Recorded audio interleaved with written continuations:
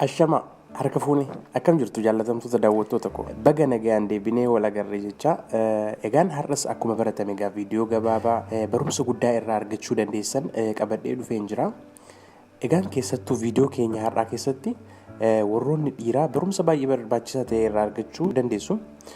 Warroonni shamarranis akkasuma gaa yoo sirriitti dhaggeeffattan jaarsa keessaniif yookiin jaalallee keessaniif wanta barbaachisaa ta'e kennuufii waan dandeessaniif akka haga dhumaatti dhaggeeffattanii waa irraa barattan isiniin jecha barumsa keenya har'aatti yeroon seenu egaan keessattuu gaa dhiirota dafanii fedhii isaanii xumuraniif furmaata yeroo dheeraa isiniif ta'uu danda'u qabadhee dhufeen jira.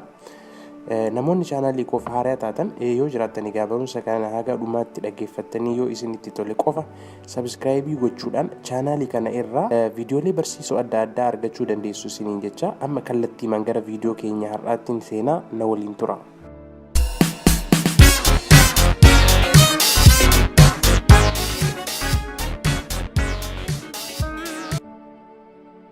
Egaan dhiironni hedduun keessan haga daqiiqaa barbaaddanitti yookiin turtii haga yaaddanitti wal quunnamtii saalaa raawwachuu dhiisuu dandeessu.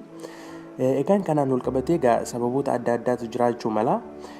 Garuu sababoota kanneen keessaa inni ijoo fi parsantii guddaa kan qabaatu rakkoo saayikooloojiitiin wal qabatee mudatudha.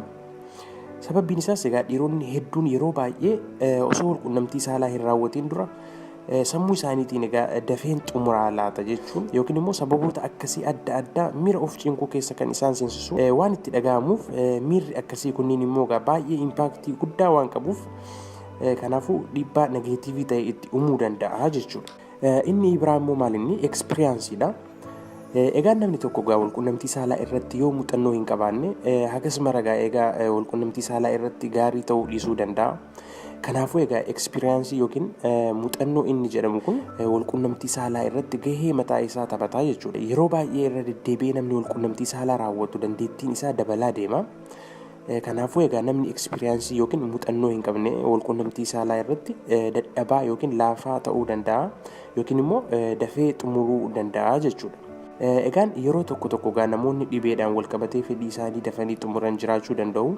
Haa ta'u malee garuu gaa yeroo baay'ee immoo dafanii xumuruu kana namoota fayya qabeessa ta'an irratti wantoota akkamiitu sirreessuu danda'a. Dhiirri tokko yoo maal godhe fedhii dafanii xumuruu kana dhiisuu danda'a yookiin immoo dhiirri tokko akkamittiin wal quunnamtii saalaa irratti daqiiqaa dheeraadhaaf akka turu wanti isa gochuu danda'u maal fa'a akka ta'e egaa kanattaan isinitti himu ta'a jechuudha. Egaan wal quunnamtii saalaa irratti dafanii xumuruu yookiin dafanii fedhii dhangalaasuun kun yoo namni tokko daqiiqaa tokko gaditti fedhii isaa xumure rakkoo qaba jennee yaamuu dandeenya. Kanaafuu egaa pointoota isin fayyadan yeroon isiniif kaasu daftanii akka fedhii keessan hin xumurreef wanti isin gargaaru keessaa inni dura koondoomiidha. Egaan koondoomiin akkamittiin fayyada yoo kannaan jettan taatan wal quunnamtii saalaa irratti dafanii yookiin immoo dursanii fedhii xumuruun kun kan mudatu haayipar seenseetiivii wanta jedhamuun kan ka'edha yookiin immoo qaamni saalaa isaa yeroo baay'ee seenseetiivii ta'udha jechuudha. Kanaafuu egaa seenseetiivii haay ta'e yookiin seenseetiivii guddaa ta'e kan egaa koondoomiin hir'isuu waan danda'uuf koondoomiin egaa baay'ee barbaachisaadha jechuudha.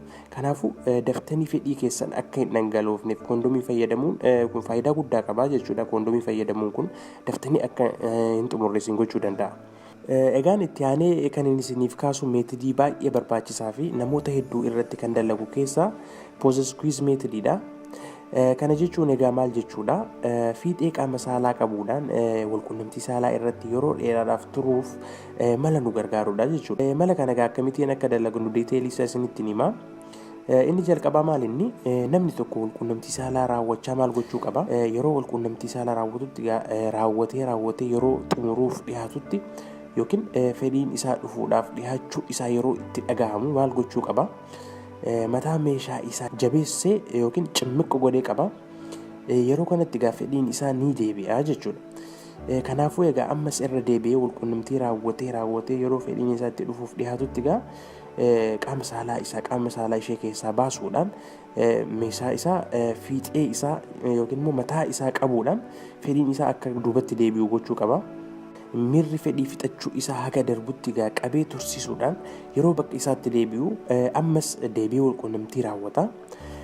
ammas yeroo fedhiin isaa dhufuuf dhiyaatutti gaafet fiixee qaama saalaa isaa qabuudhaan miirri fedhii xumuruu isaa haga darbutti eegee deebi'ee walqunnamtii saalaa raawwachuu eegalaa jechuudha. Egaan meetodiin kun meetodii baay'ee bu'aa irraa argattanii fi rakkoo fedhii dafanii xumuruu kana kan sirriitti haga dhumaatti furuu danda'u waan ta'eef sirriitti itti fayyadamaa. Teeknika kana isin haga feetanitti amma dandeessan irra deddeebitanii raawwachuu dandeessu.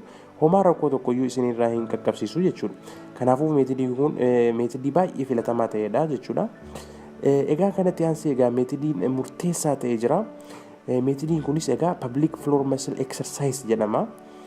Kana jechuun public floorii keessan kan gara gadiitti argamu yookiin garaa keessanii kaasee yookiin immoo ifa gochuudhaaf handhuura keessan irraa eegalee gara gadiitti prostate gland kan jedhamu jira. Achi keessatti wantoota adda addaa kan hammatee jiru kun public floorii jedhamee beekama.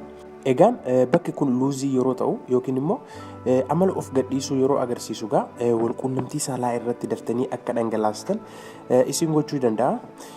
Kanaafuu bakka handhuura irraa eegalee haga naannoo qaama saalaa keenya itti argamu kana akka jabaatu taasisuun walqunnamtii saalaa irratti akka yeroo dheeraadhaaf turruuf kan baay'ee nu fayyadudha.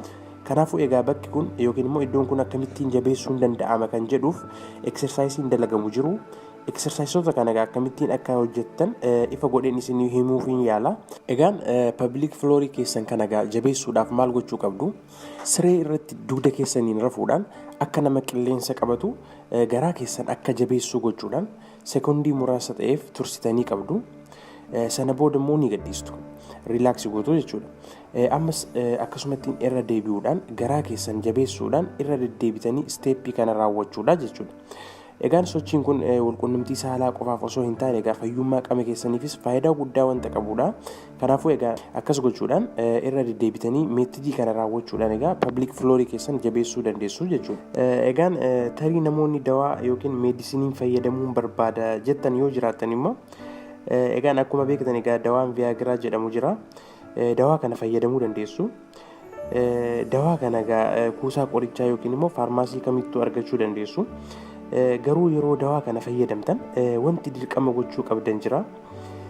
Innis maal inni at least dirqama walqunnamtii saalaa raawwachuu keessan dura sa'aatii tokko dura fudhachuu qabdu dawaa kana.